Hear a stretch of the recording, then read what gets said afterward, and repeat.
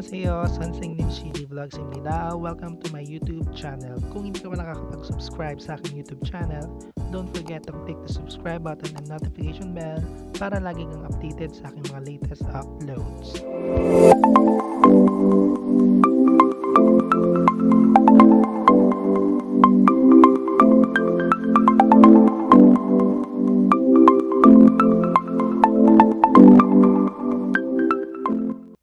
For this video, tuturuan ko kayo kung paano mag-apply ng trabaho sa bansang South Korea. So, bibigyan ko kayo ng libreng orientation regarding the EPS system ng Korea. So, ituturo ko from start up to finish ng EPS process. But before I explain the process, let's first watch this video.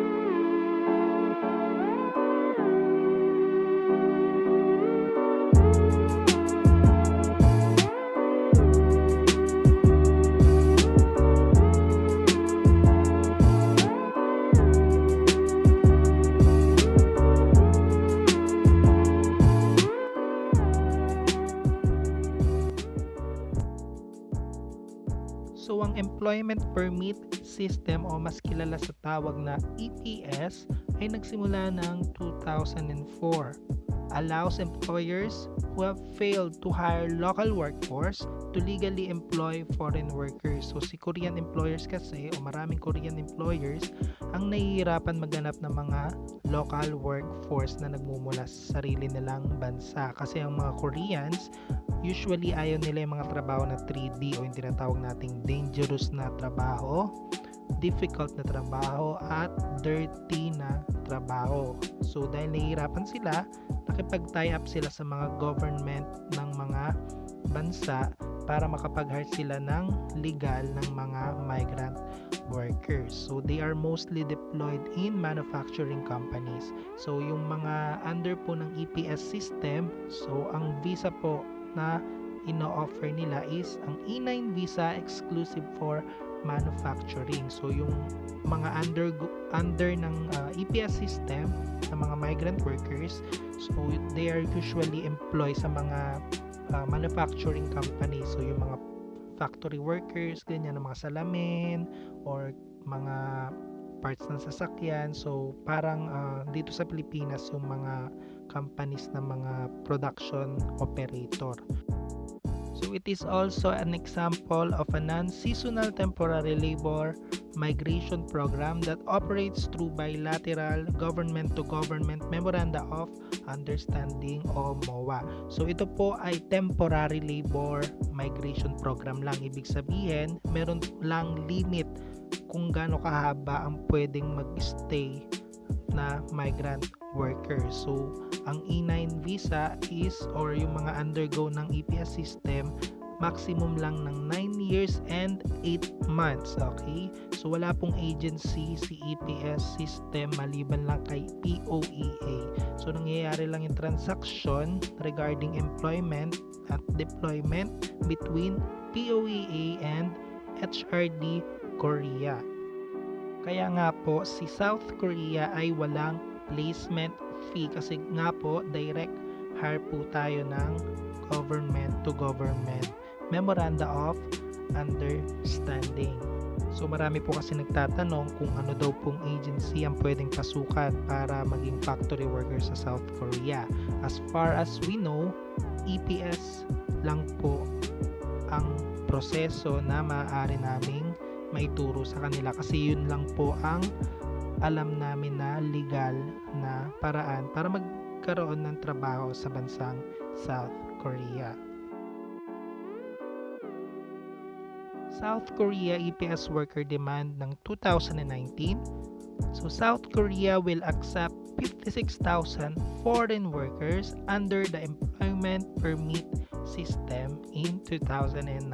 So last year nagkaroon po sila ng quota na sila ay mag-hire ng 56,000 migrant workers under ng EPS system ng mga bansa. So makikita nyo po dyan sa baba, yan po yung 15 bansa na sakop ng MOA o yung sinabi nating government to government Memoranda of Understanding.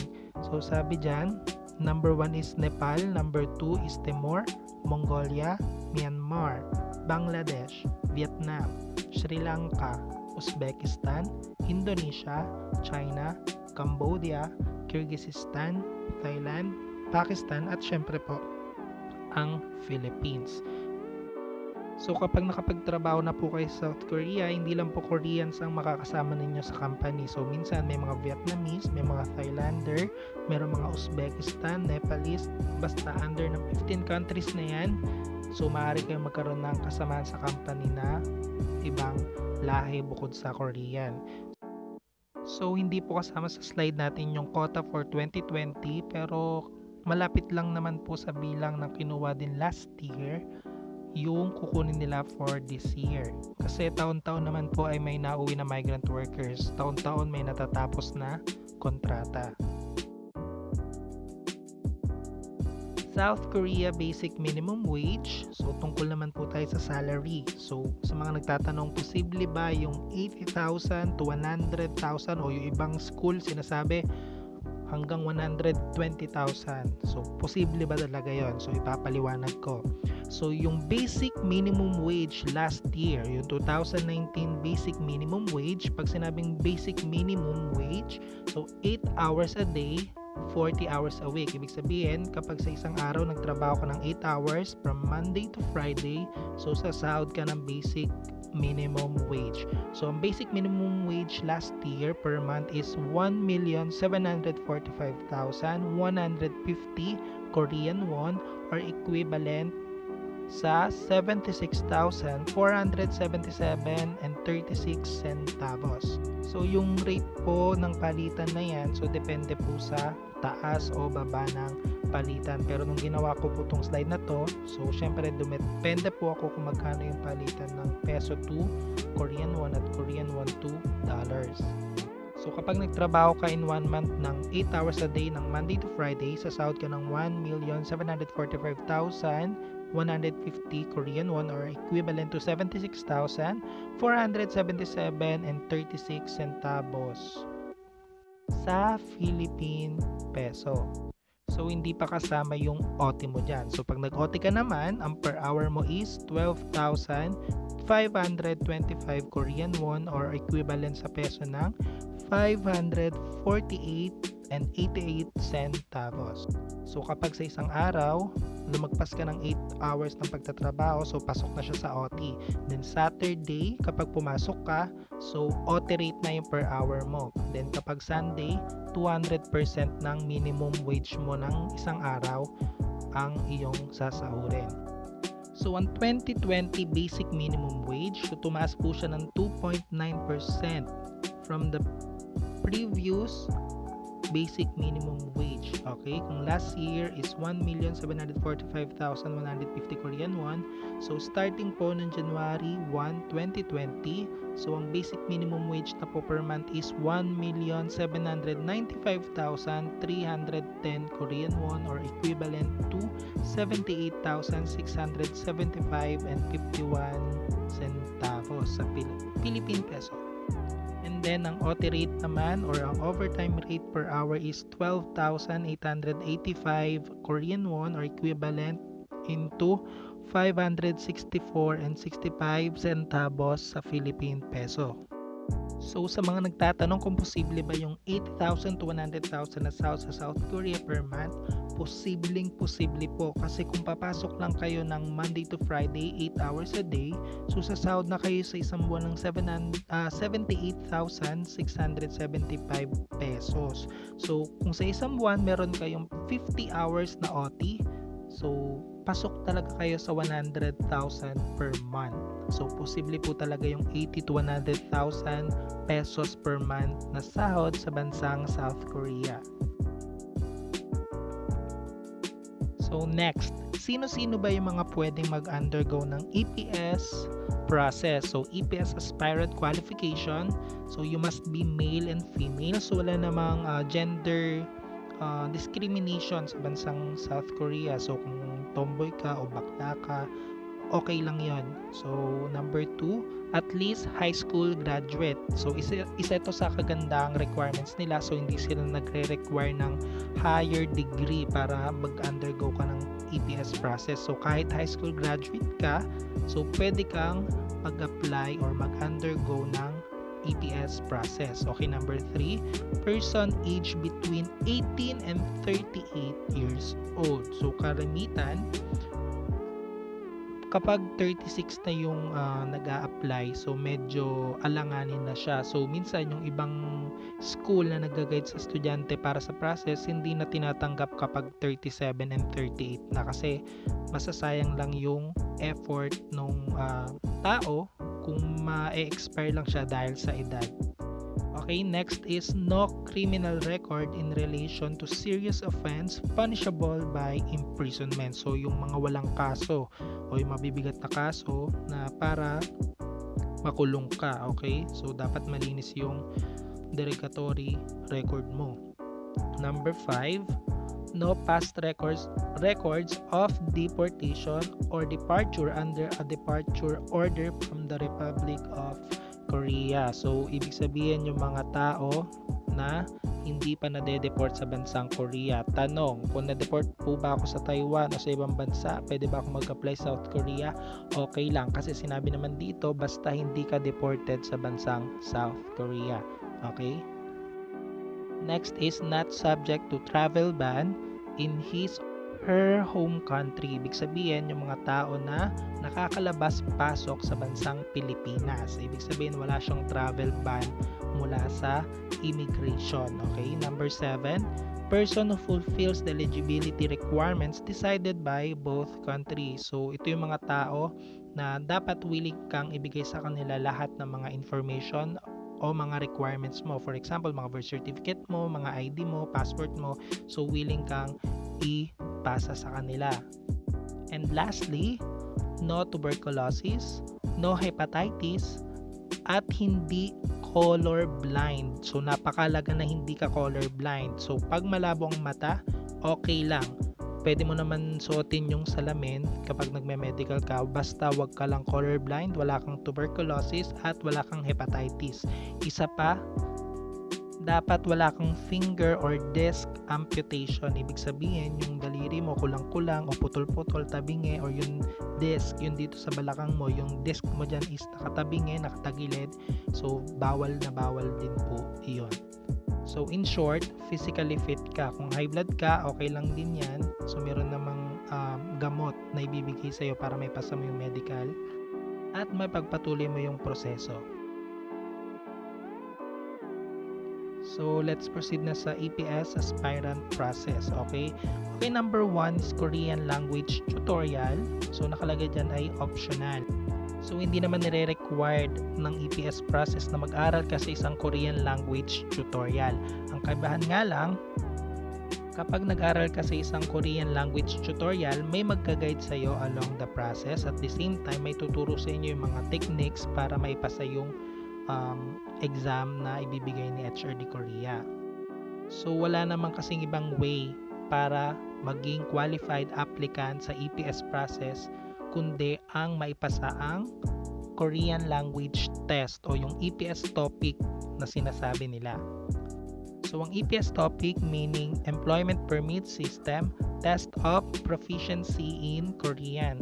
So, unless na maipasa mo yung EPS-TOPIK na yon, so walang ibang way para maging qualified applicant para sa proseso. So, pwede ka naman mag-self-study tulad ng pag-aaral ng Korean language sa channel ko. So, may mga tutorials naman ako doon for beginners tsaka yung mga ibang lessons ng Korean language. Pero, hindi lahat tinuturo sa internet at mas masarap o mas maganda na confident ka kapag magte-take ng exam is alam mo yung mga techniques kung paano mo maipapasa na itinuturo naman ng mga Korean language tutorial. Or better I say, yung mga piling Korean language tutorial. Hindi lahat nagtuturo na maganda, hindi lahat ay maganda ang pagtuturo. So, payo ko lang kung mag-enroll kayo sa mga Korean language tutorial, mag-search kayo ng maganda na Korean language tutorial. Siyempre po, ang aming school po na CJEC Korean Language Tutorial Center is napakaganda ng proseso ng pag-aaral. Napakaganda rin po ng assistance nila regarding sa proseso at pag-guide sa mga estudyante.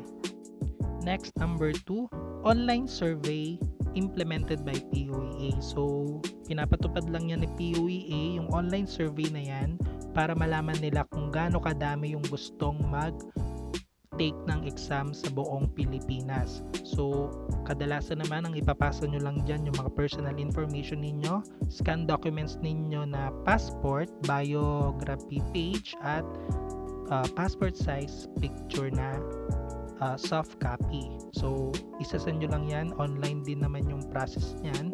So, para malaman lang nila kung gaano kadami yung gustong mag-take ng exam sa Pilipinas. So, next is online registration for EPS-TOPIK exam. Okay? Kung sino yung mga may a-approve sa online survey, so sila yung mga pwedeng mag-register para sa exam. Tanong, meron po bang mga nag-survey tas hindi nakapag-register? So, marami din ganyan. Bakit? Unang-una, expired ang passport o malapit na ma-expired, walang 1 year ang passport. Dapat ang passport mo is at least 2 years. Okay, pag 1 year below, so hindi na yan tatanggapin. Okay, pangalawa, overage. Pangatlo, ay mali ang pagkakatype ng mga personal information kasi hindi magmamatch yun sa pinasa ninyong scanned documents. So, kung sino yung mga na-approve sa survey para sa registration, so sila yung makakapag-online register para sa EPS-TOPIK exam.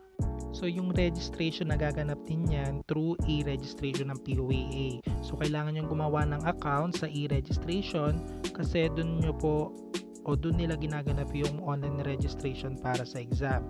So, para malaman ninyo kung paano gumawa ng e-registration, so pwede nyo naman i-search sa Google kung paano gumawa ng e-registration para sa POEA. Then after, kapag registered ka na para sa exam, so itain mo na lang yung schedule kung kailan nila ilalabas yung test date at test venue. So kung kailan kayo mag-exam. So may 2 round po ang EPS-TOPIK exam. Okay? So ang first round ay ang KLT o ang Korean Language Test. So meron pong 2 types ng Korean Language Test. Meron pong PBT or CBT. So, ang PBT po ay paper-based test. So, ibig sabihin, magsasagot kayo sa papel, mag-shade kayo sa answer sheet, tapos meron kayong questionnaire. kaya nga sinabing paper-based, sa papel kayo magsasagot. So ginaganap yan kadalasan sa mga university, especially dyan sa Baguio, Cebu, tsaka Davao. So yan yung mga test venue ng PBT ngayon. So ang CBT naman is computer-based test. So sa computer naman kayo magsasagot ng inyong KLT. So ang test venue niyan is sa POEA Ortigas mismo. Okay? Kapag naipasa nyo na yung first round, okay, after ng exam ninyo, hintayin nyo yung announcement ng passer para sa first round. So pagkasama kayo sa passer, so kayo yung mga eligible para mag-proceed sa second round, which is the skills test implemented also by POEA and HRD Korea. So ang skills test, so dito itetest yung mga skills ninyo for basic interview, so physical test, okay, then yung skills test na yung pabilisan ng pagsusuot ng insert pin, insert ring, tsaka assembling ng bolts and nuts. So yung score nyo ng first round at second round, pagsasamahin yon bago sila maglalabas ng final result ng mga passer. Tanong, kapag po ba pumasa sa first round tapos pumaksak sa second round, pasado pa rin po ba yun? Hindi, bagsak pa din.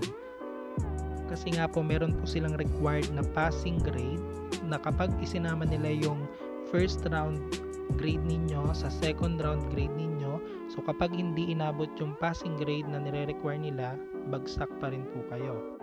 Kapag bagsak po ba sa first round, makakapag second round pa ba? Hindi na. So pag bagsak sa first round, hindi ka na pwedeng mag-proceed sa second round. So hintay ka na lang ulit ng susunod na schedule kung kailan yung susunod na exam. Next, kapag nilabas na nila yung final list ng passer, so magme-medical na kayo sa mga accredited medical center. So kailangan nyo kasi ng medical certificate at ibibigay nyo yung ibang requirements ninyo sa POEA.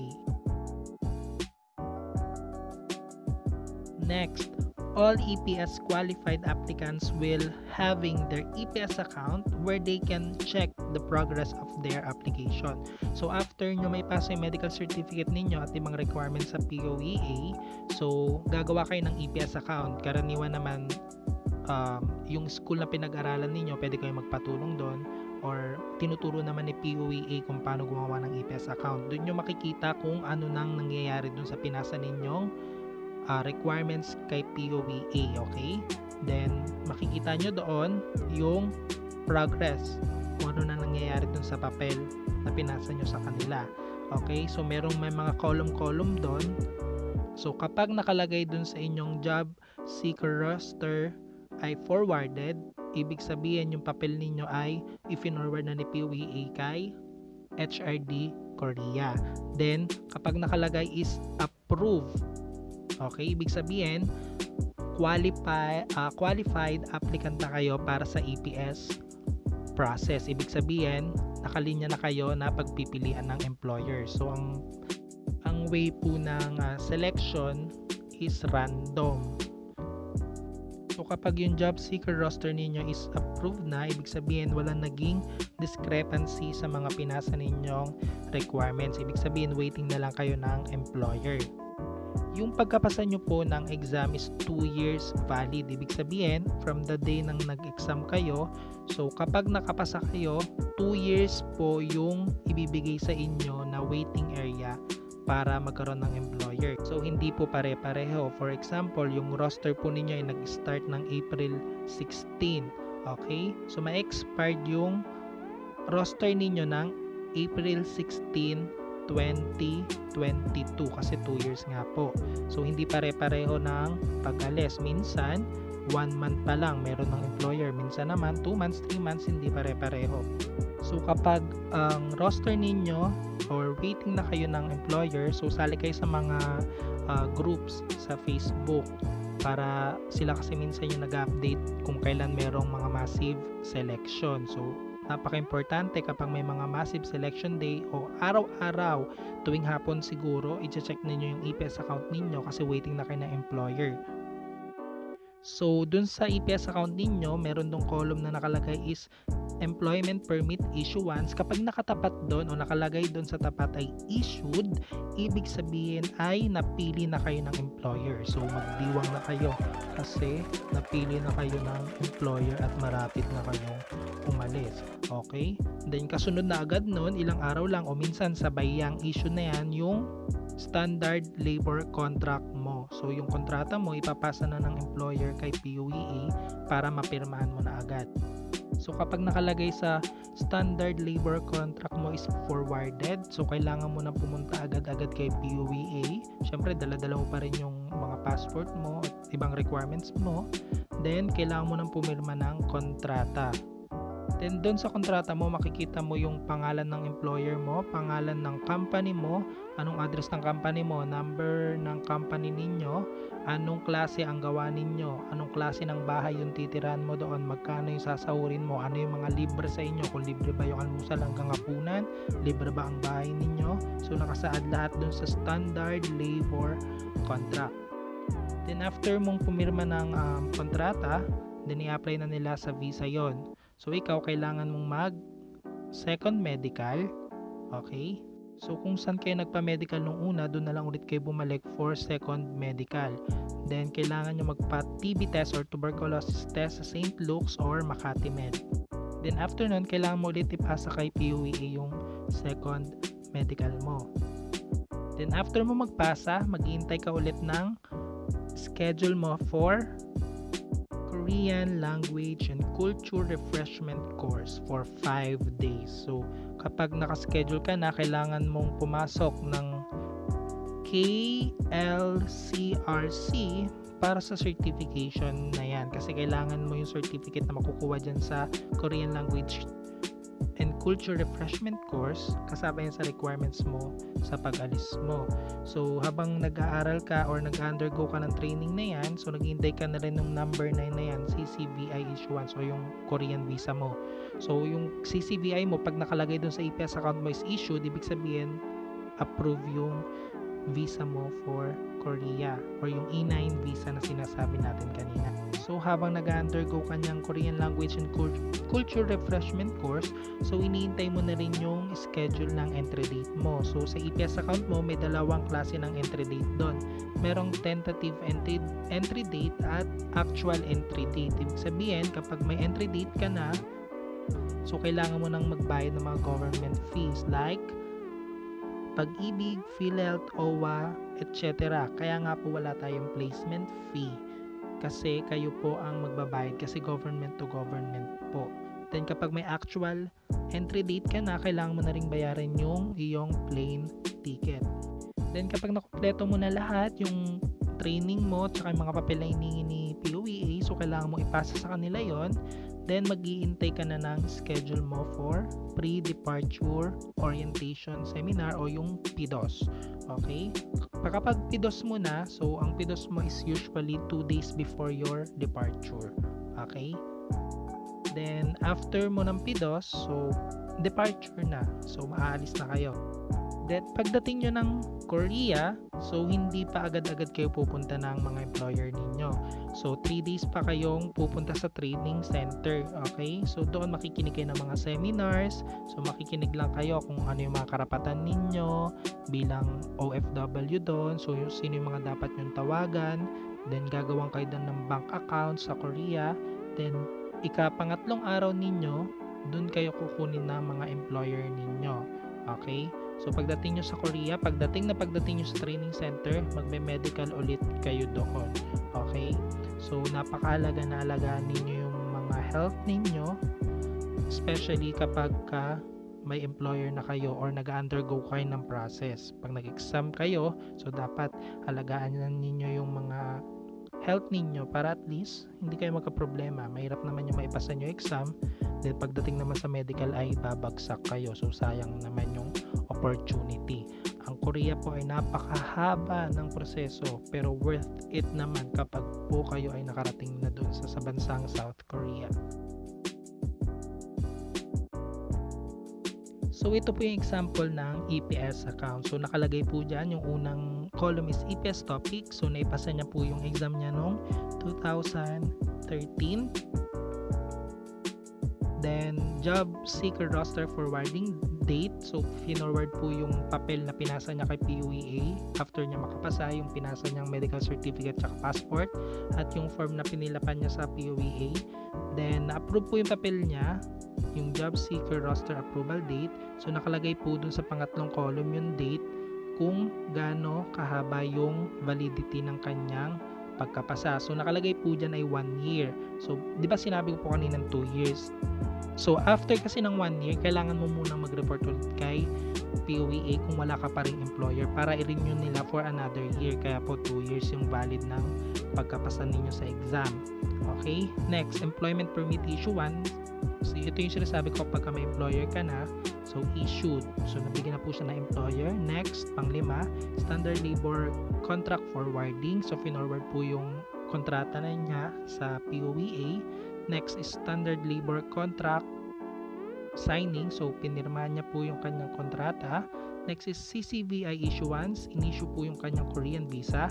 Then yung tentative date at actual entry date niya po ay pareho lang. Minsan po magkaiba man yan, yung tentative sa actual is 1 week lang naman yung pagitan. So kadalasan naman sabay yan. Minsan kasi pagka yung madaming batch kayo or sa isang batch madami kayong umaalis, so talagang minsan nagkakaroon ng problema. So minsan 1 week lang naman yung pagitan ng tentative at actual entry date. So diyan kayo magbabayad ng mga OWA, mga PhilHealth, tsaka ng plane ticket ninyo.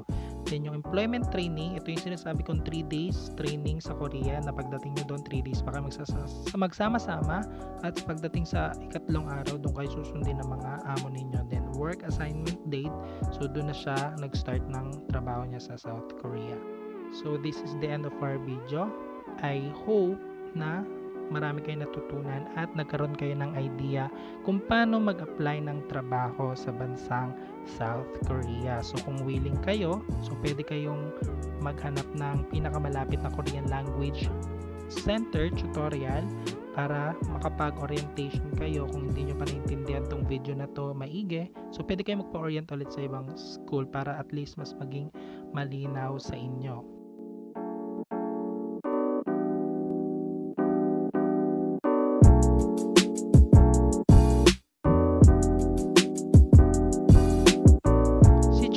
감사합니다. Thank you for watching. Kung hindi ka pa rin nakakapag-subscribe sa aking YouTube channel, don't forget to hit the subscribe button and hit the notification bell para lagi kang updated sa aking mga latest upload.